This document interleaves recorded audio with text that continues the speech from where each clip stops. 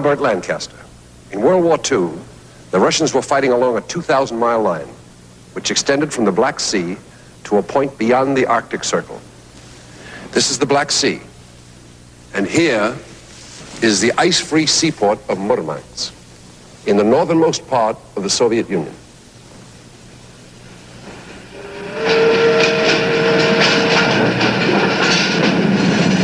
Arms and supplies from the United States and Great Britain came by convoy to this very spot in the harbor of Murmansk. The route of the supply ships, which cut through the Arctic Sea, was so perilous that the seamen on the convoys often called it Death Alley.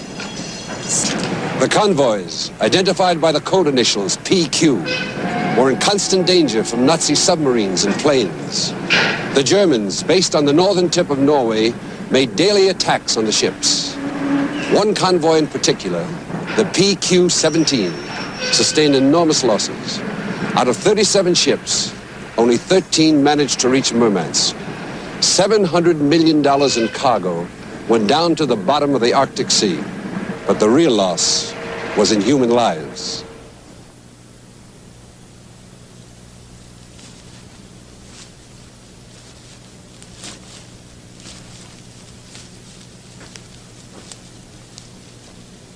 American, British, and Russian men lie here in the cemetery of the Allied forces in Murmansk, killed in their attempt to bring food, tanks, and other supplies to the Russian people. Russell Bennett, ordinary seaman, United States Merchant Marine. J. Connolly, Maritime Regiment Royal Artillery, British. Alexei Prokhorov, Russian seaman. These men gave their lives in a common cause, in the unknown war. Now, our story, war in the Arctic.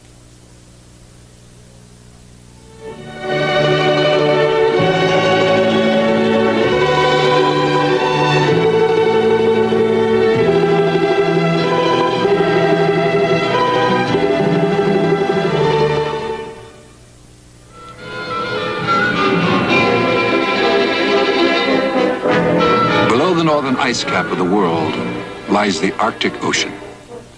Perpetually cold, shaken by sudden storms, its waters are never at rest. This is the sea road to Russia's northern ports of Murmansk and Archangel, by way of the Barents Sea in the North Atlantic. In the unknown war, a battlefield.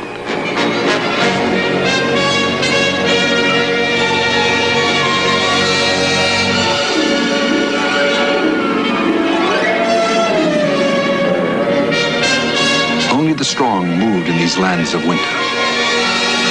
Much of the year, the pack ice encroaches on the sea lanes. Often mist and fog blanket the route.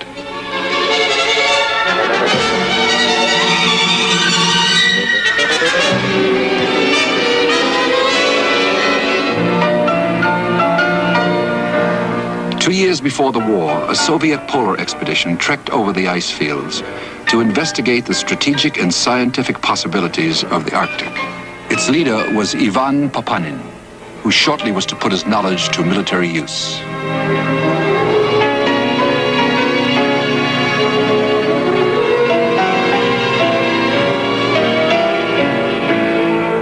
Others were on reconnaissance. The ships and planes of Nazi Germany, harbingers of the coming conflict. On April 9th, 1940, the Germans assaulted Norway, whose northern coastline jutted into the Arctic sea lanes.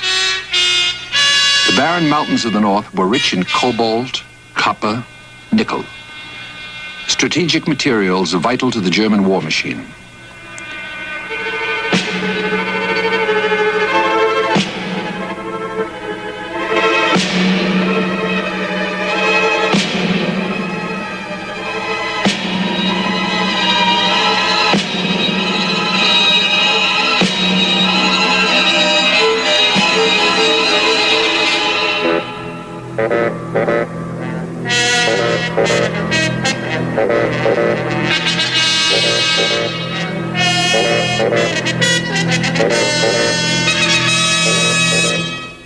War came to Russia on June 22nd, 1941.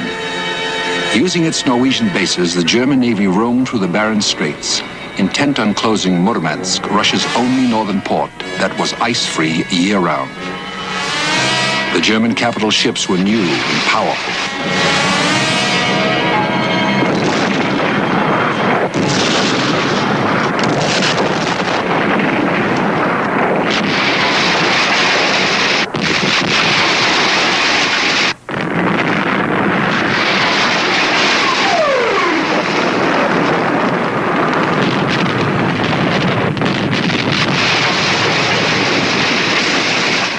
The Soviet shore batteries included one commanded by a Siberian officer called Kosmachov.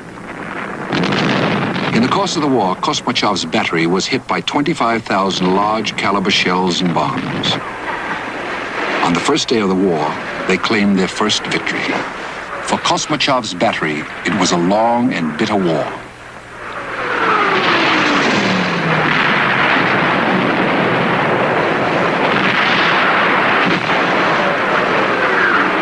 Though the Germans enjoyed air superiority in the Arctic, they could not exercise it with impunity.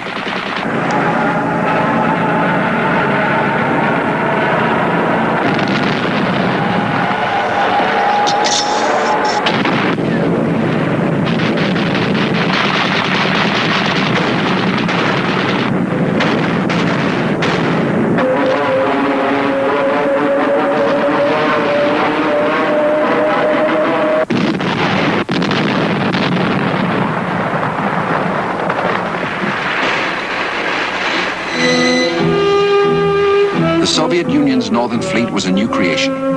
It did not have many ships, but they were among the most modern. Its installations and the men who manned them were new and young. Its commander, Admiral Arseny Golovko, was only 35.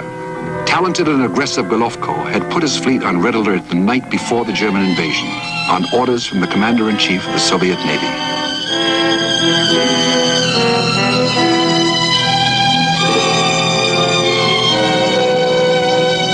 The German army's invasion route would cross northern Finland, heading for the White Sea.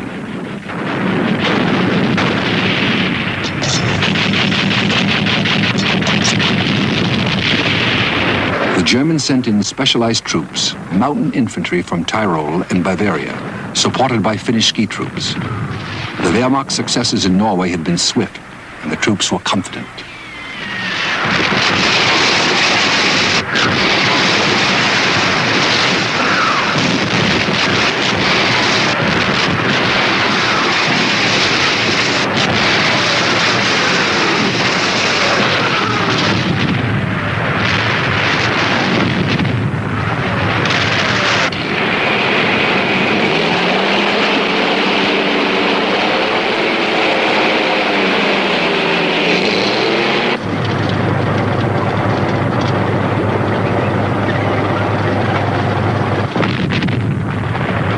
Before long, the familiar marks of the Blitzkrieg began to appear in the Soviet Arctic.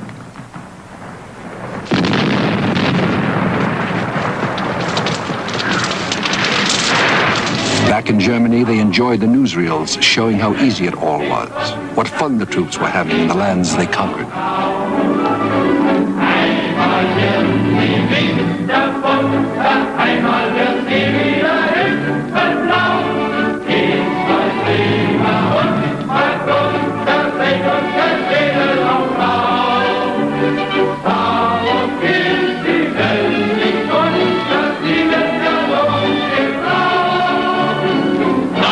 They congratulated themselves.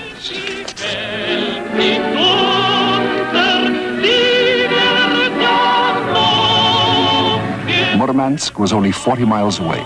Close Murmansk, and Russia would be cut off from Western aid. The unknown war will continue in a moment. The mission of the Luftwaffe was to destroy the port city and to deny traffic in and out by sea.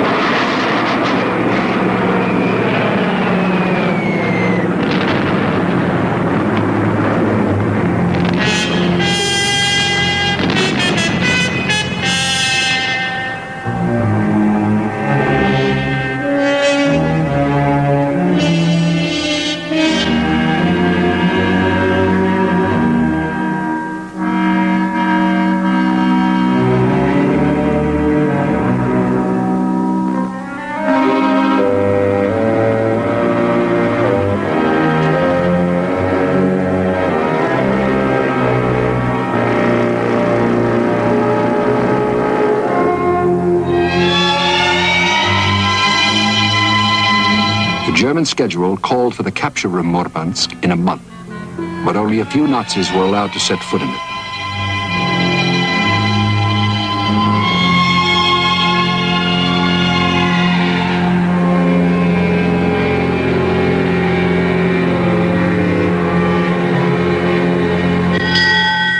Others met their end in the harbor waters.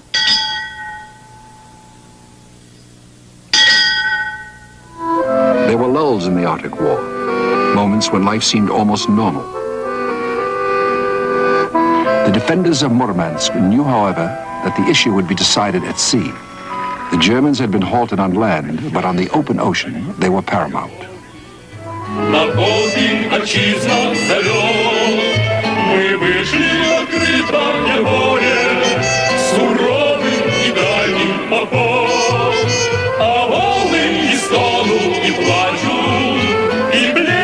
На борт корабля, растаял в далеком тумане рыбачий, родимая наша земля. Murmansk was an important submarine base. The Soviet boats ranged through the Barents Sea and along the Norwegian coast, hunting the freighters carrying ore for Germany's steel mills.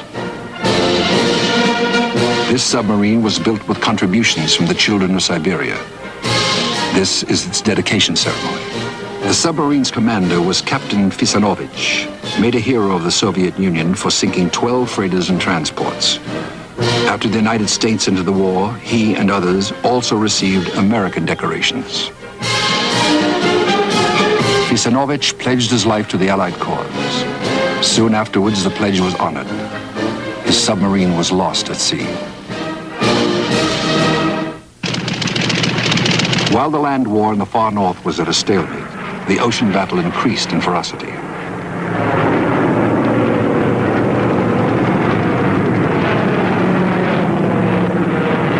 The Murmansk route was the corridor through which supplies from America and Britain could come. The Germans were determined to dominate it with their superior forces.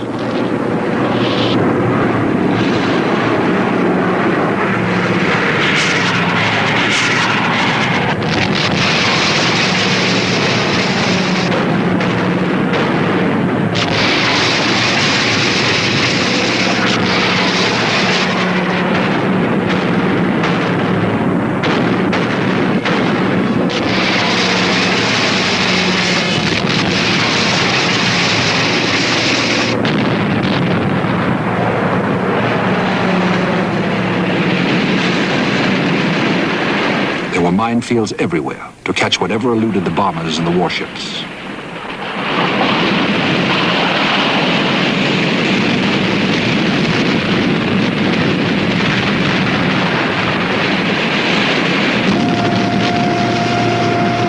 One of the best remembered of the Soviet commanders is Nikolai Lunin. His tally of enemy warships and transports sunk totaled 13. Lunin later joined the Allied attack on the German battleship Tirpitz.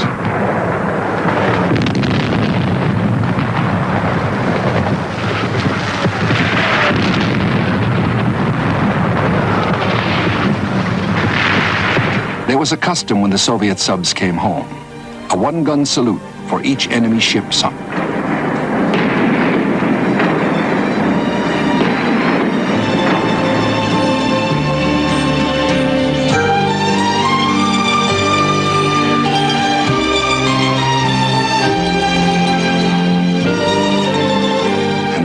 Domestic customs.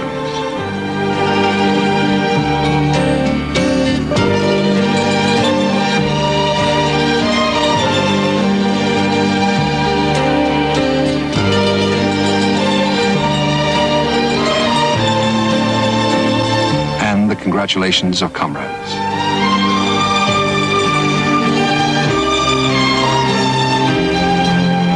It was the most remote of battles, out of sight in the cold reaches of the ocean. A lonely fight.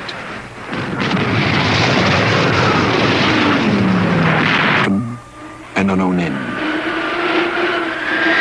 The first winter of the war found the Wehrmacht's northernmost units blocked, frozen to the ground. There would be 311 days of blizzards and extreme frost. Unsere jedem Schatten sahen wir eine aus, dass wir durch uns hatten, das sah man gleich daraus.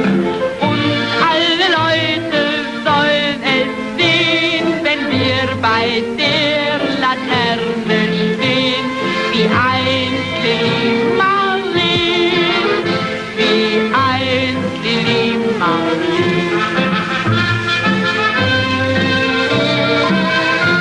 This was a relatively quiet front. Further south, their comrades were suffering under the full weight of the Red Army. Up here, there was nothing worse than a dose of cod liver oil.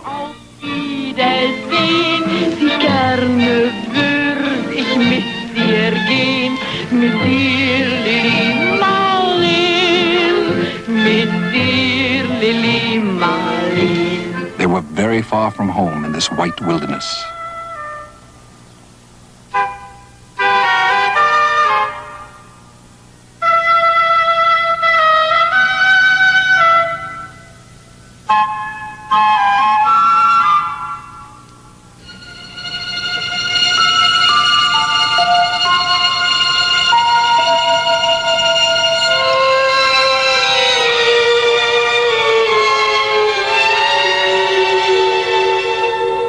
Soviet raids came with terrifying speed. Soviet Marines would race across the tundra and strike ferociously. There was no warning.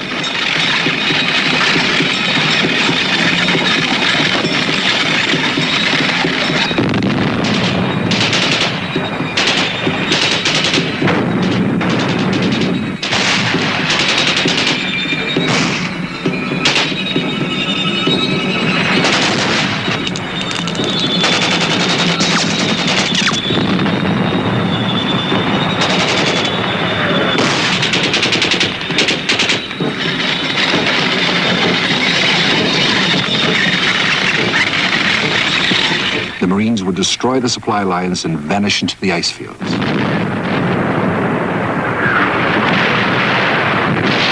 The Germans had no means of countering the raids. They contented themselves with methodical shelling and occasional armored sallies, but the most they gained was a few settlements and Soviet outposts.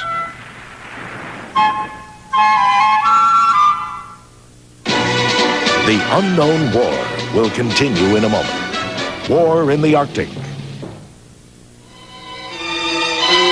The Nazis turned Murmansk into a heap of rubble, but they could not prevent it from operating.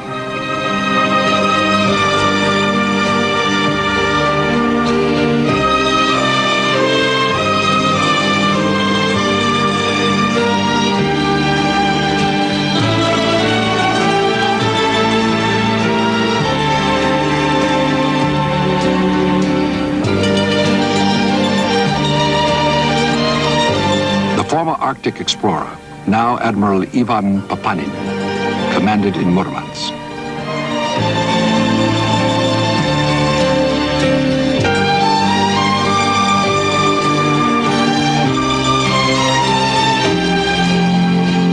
Papanin had an old friend, Vladimir Voronin, captain of the old icebreaker, Siberyakov.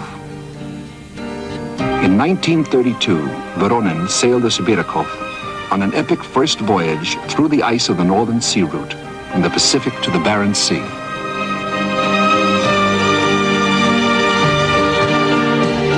Early in the war, the Siberyakov fell afoul of the German battleship Admiral Scheer and was destroyed. German capital ships were concentrated in these northern waters to annihilate the vital convoy.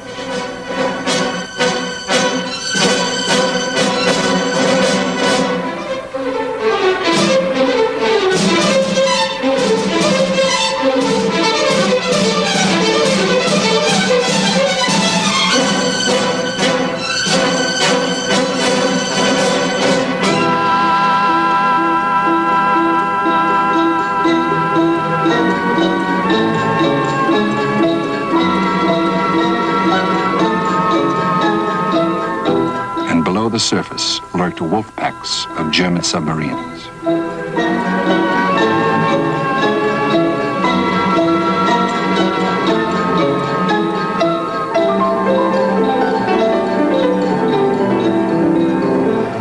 Inshore, small craft of the Soviet fleet attacked the German boats. With half of her industrial capacity moved to the east and not yet in full production, and her armies hard pressed, the Soviet Union needed all the help she could get. Much of that help must sail the Nazi gauntlet, deployed across the North Atlantic. It was a high-risk venture.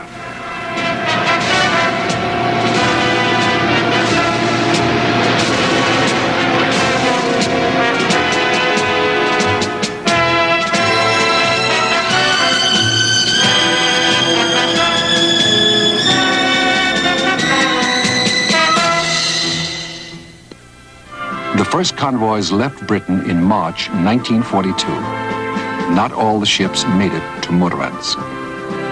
Late in June 1942, the Western Allies assembled the biggest convoy yet, codenamed PQ-17. 37 American, Canadian, and British ships. Waiting for it was the main strength of the German Navy. The capital ships, Tirpitz, Hipper, Scheer, and Lützow, and 10 destroyers. Also the dive bombers and torpedo bombers of the Luftwaffe squadrons in Norway. PQ-17's escort consisted of 6 destroyers and 2 anti-aircraft ships.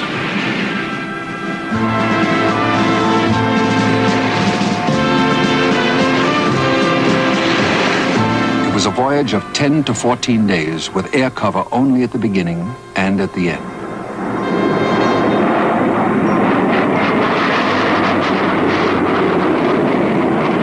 And the Nazi wolf packs all the way.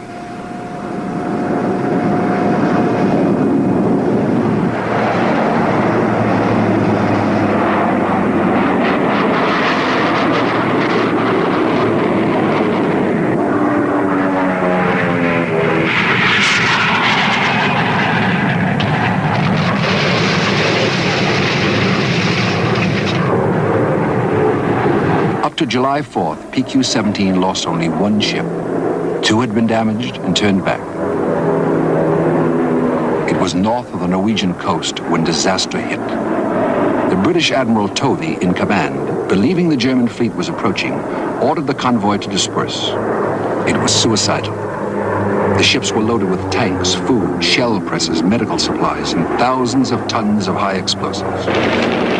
The German bombers hunted down their scattered targets one by one. PQ-17 lost 24 of its 37 ships. $700 million worth of cargo sunk.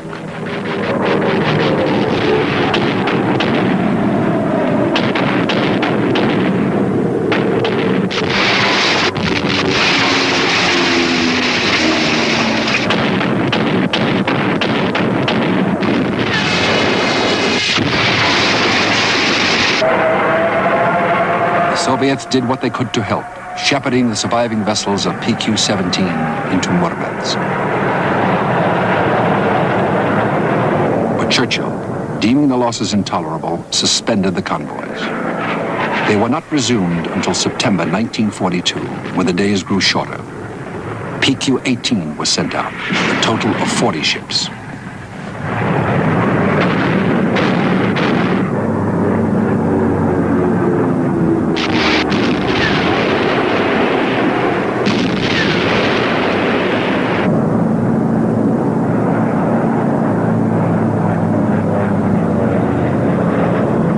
Luftwaffe found PQ-18 far from a friendly shore, off John Mayer Island, south of Greenland.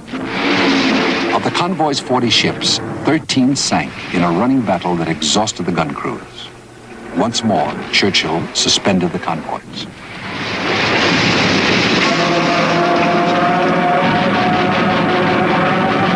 Some small convoys, a handful of ships, were sent out that winter, reaching Archangel and Murmansk in relative safety.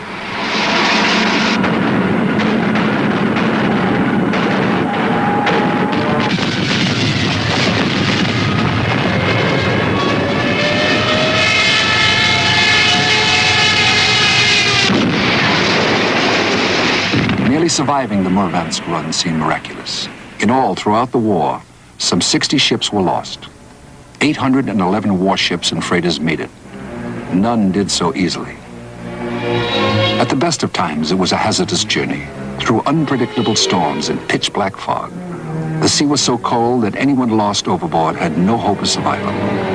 As a battlefield, it was a nightmare. It cost the lives of thousands of American, British, and Soviet sailors.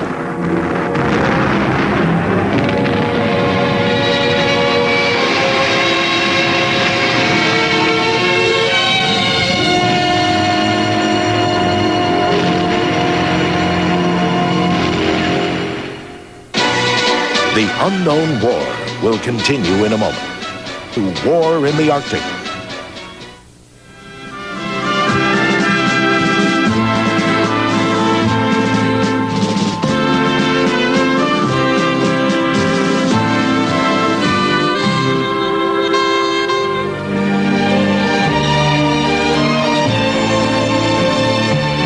A massive material poured into Murmansk, over $15 billion worth in the United States, Britain, and Canada. 10,800 tanks, 18,700 aircraft, 9,600 artillery pieces, heavy industrial machinery, trucks, hospital equipment, and medical supplies.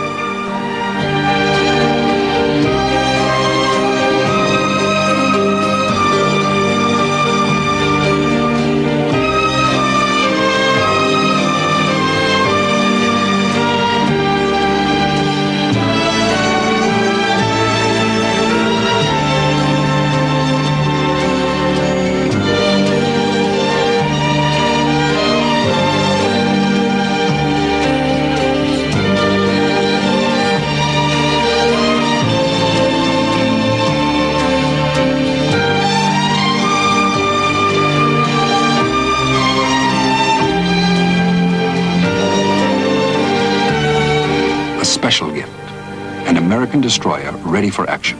The Soviets named it Murmansk.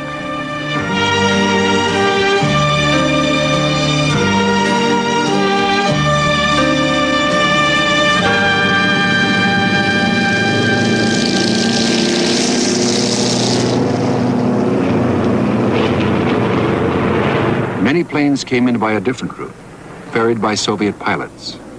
Headed by the polar ace, Ilya Mazuruk, now a retired Air Force general.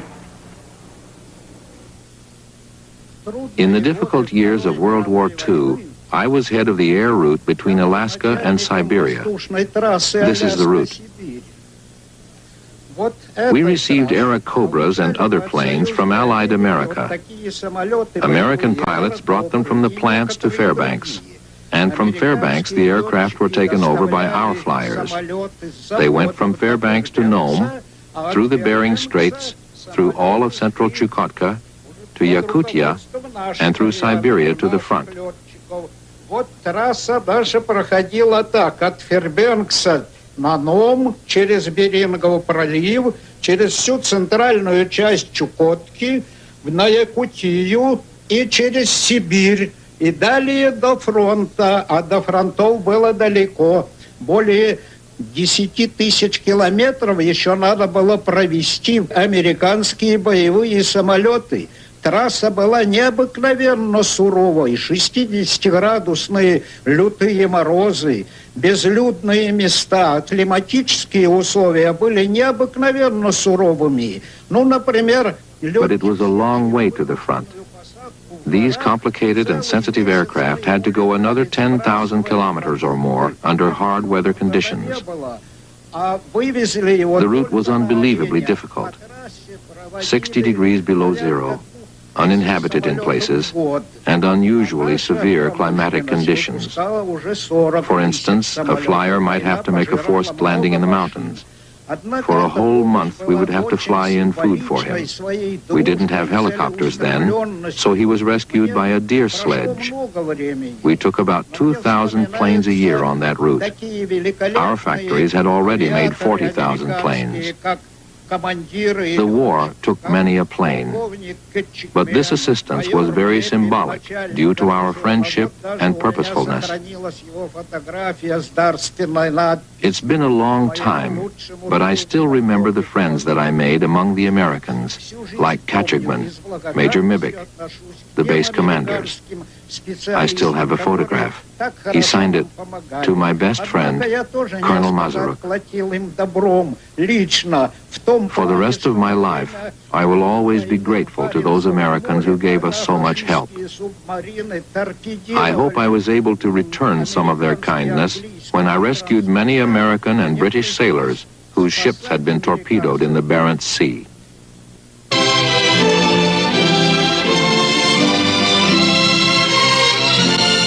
Some of the Allied commanders and diplomats visited Murmansk. Andrei Gromyko, Soviet ambassador to the United States, and Averell Harriman, American ambassador to the Soviet Union.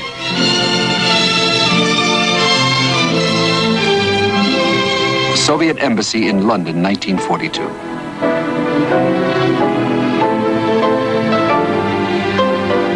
Mrs. Churchill attends a reception with Soviet ambassador Maisky. A presentation of Soviet decorations to Royal Air Force officers for combat against the common enemy.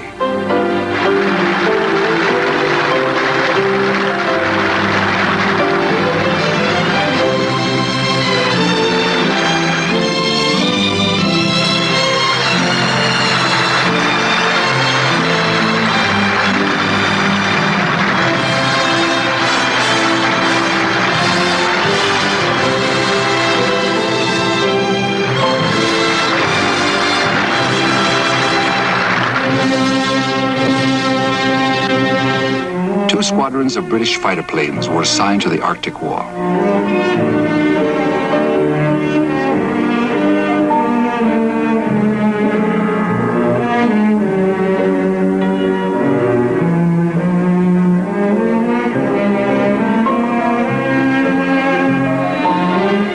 They and their Soviet allies had more than one interest in common.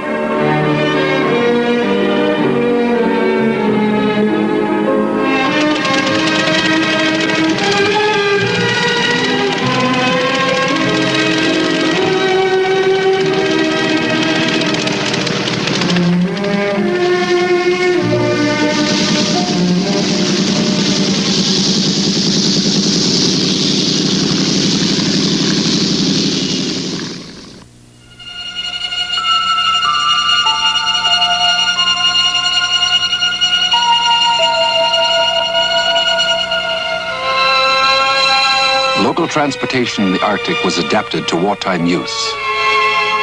Much of the ordnance for the polar bases came into Murmansk by ship, from Murmansk by less orthodox means.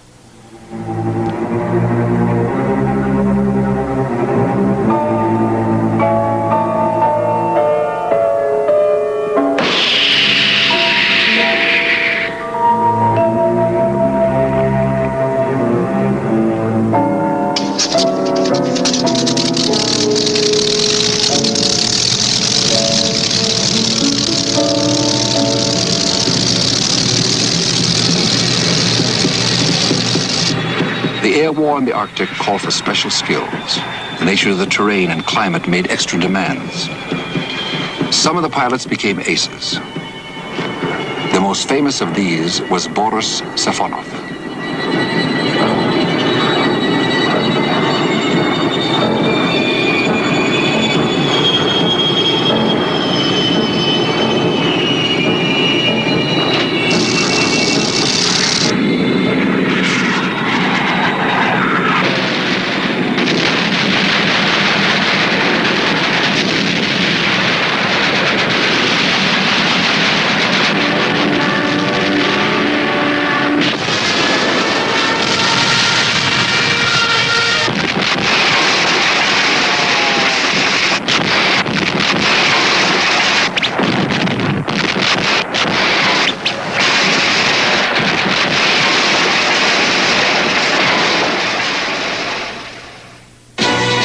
The unknown war will continue in a moment.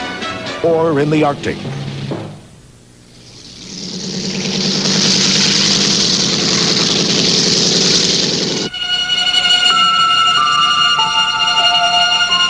Safonov made his first kill on the second day of the war. His total eventually came to 22. Whenever an opportunity presented itself, Safonov took it. Safonov, a son of a farmer, was a member of the Communist Party. he rose to the rank of lieutenant colonel in the Naval Air Force. The first Soviet pilot to be made a hero of the Soviet Union twice over, he also collected British awards for valor. Boris Safonov did not live to enjoy the peace. He was killed flying protection over an Allied convoy. In 1944, the Red Army was everywhere on the attack. The Soviet High Command completed its plans for the Arctic Front. Its troops in Karelia were to break through to Petsamo and Pechenga. The blow fell early in the morning of October 7, 1944.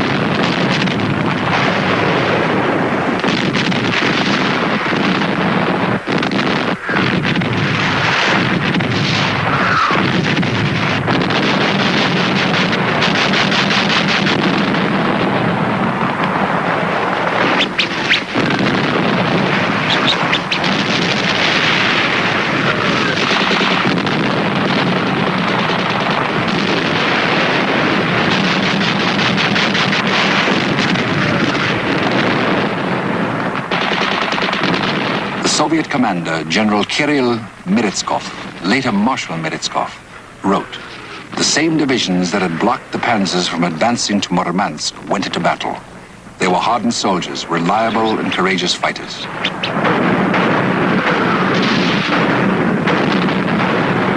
Meretskov continued, "Just a short while before, the Nazis used to surrender only in rare cases. But here, thousands of them gave themselves up, understanding that otherwise they could only await a different end."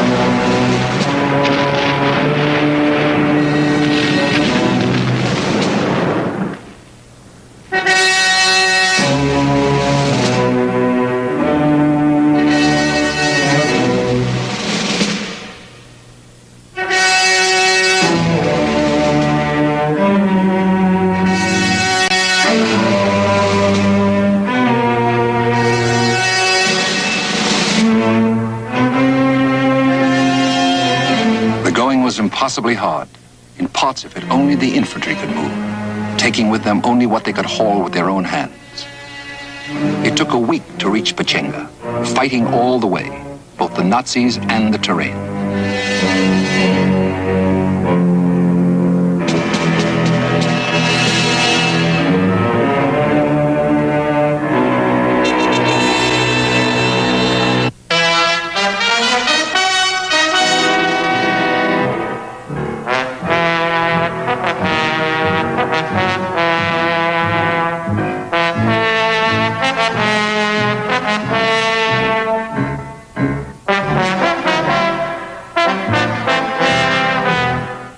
The assault went in on October 14th under the guns of the Arctic Fleet, from the sea and by land.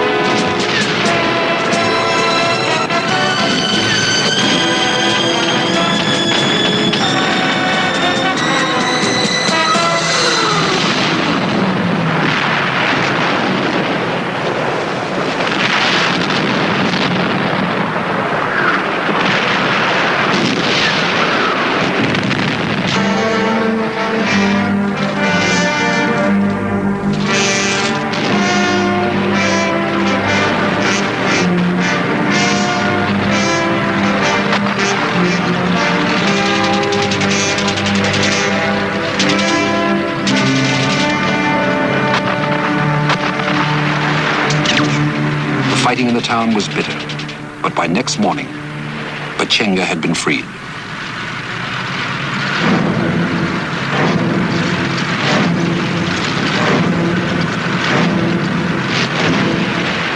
Once more, the paradox. A town had to be destroyed in order to achieve its liberation. By a miracle, the church had survived, as it had for 400 years.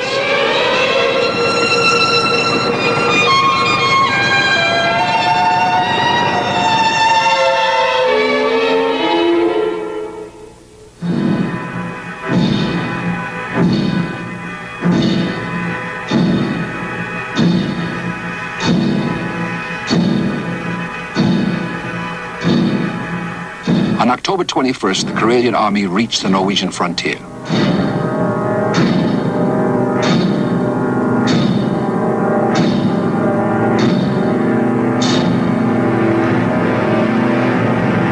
Two days later, it took Nikkel. On October 25th, Kirkenes.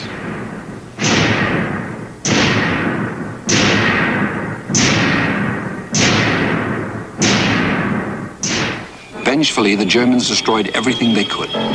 This was once the biggest nickel mine and smelter in Europe.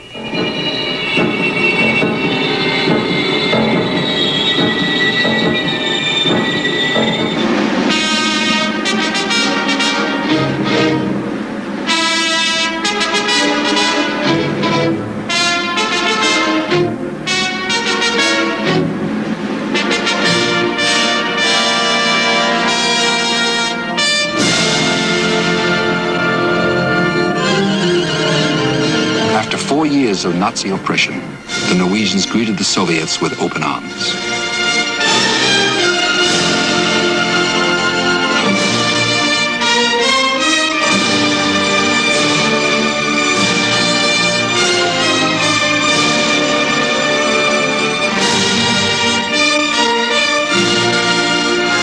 They had fought well themselves, underground, as saboteurs and spies.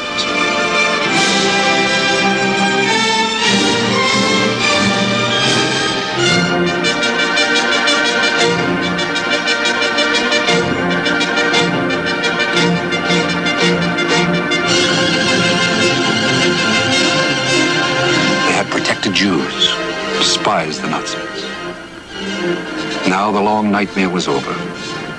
They had been given back their pride.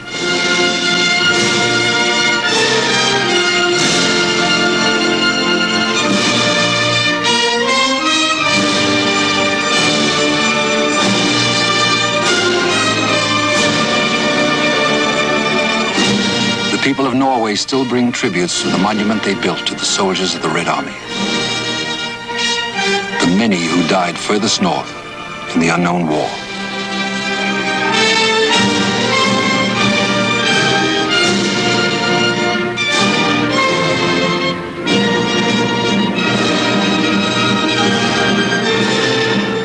Another monument in Murmansk, erected and kept by the Soviets in memory of the losses of their allies and the victory they won side by side. The victory that brought Murmansk, Archangel, and the Arctic seas back to their peaceful purposes.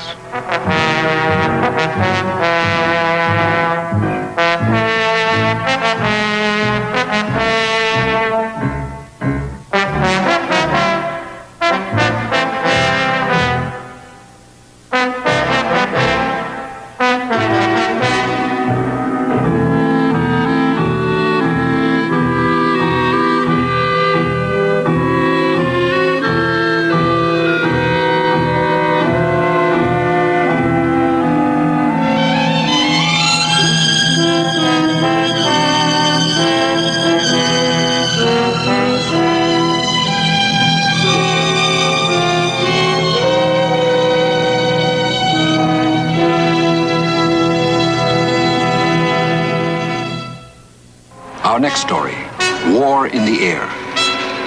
On the first day of the Nazi surprise attack, the Red Air Force lost half of its combat planes.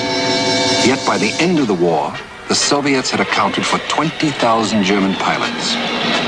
Many planes made in the United States took part in that battle. One of the least reported in the unknown war.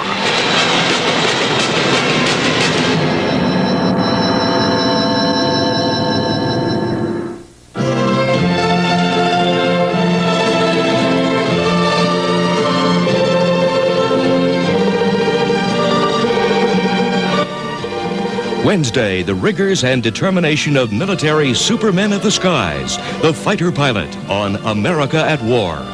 Later on Our Century, Mao Zedong and Hirohito's political legacies in Asia on The Last Emperors.